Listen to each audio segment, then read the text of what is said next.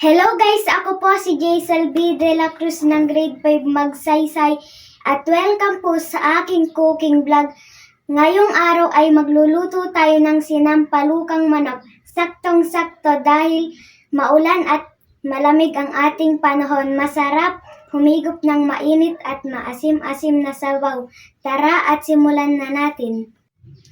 Una, igayak muna natin ang mga sangkap tulad ng bawang, sibuyas, luya, mantika, patis, manok, pechay, sinigang meat, mix at siling green. Mga kapwa kong bata, mag-ingat sa paggamit ng kalan at humingi ng gabay sa ating mga magulang bago ito gamitin. Pangalawang hakbang, igigisa na natin ang mga sangkap. Painitin ang kawali at ilagay ang mantika.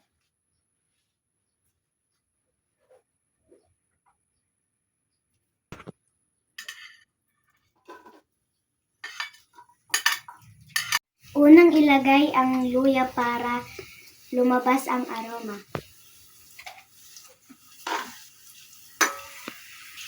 Isunod, ilagay ang bawang at sibuyas.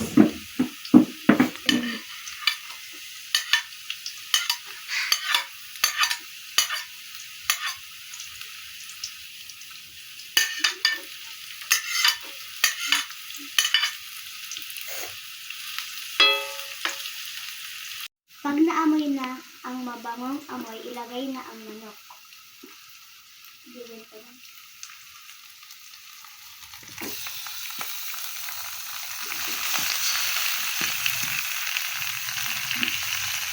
Ginagawa ito upang matanggal ang lansa ng manok. Susunod, ilagay ang patis at haluin.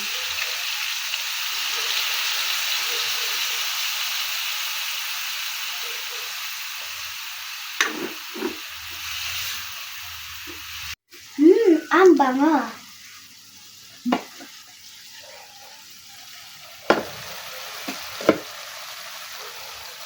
Pagkatapos isangkot siya, ilagay ang tubig para maging sabaw.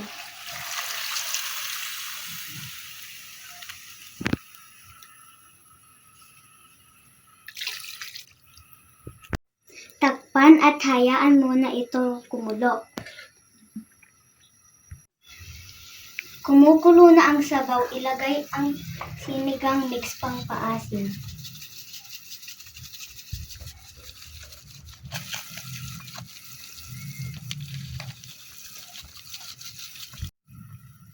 Haluin itong mabuti.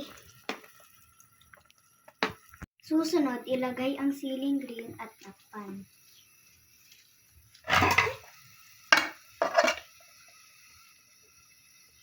Panghuli, ilagay ang pechay.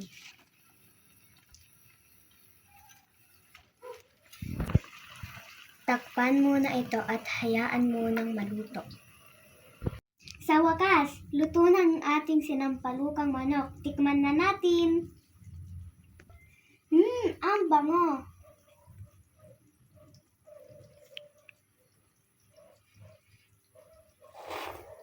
Guys, tikman natin.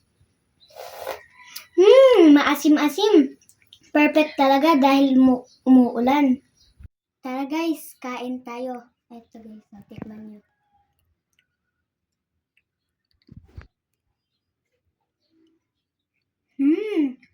Ang sarap. Sana guys nagustuhan nyo ang aking video. Bye-bye!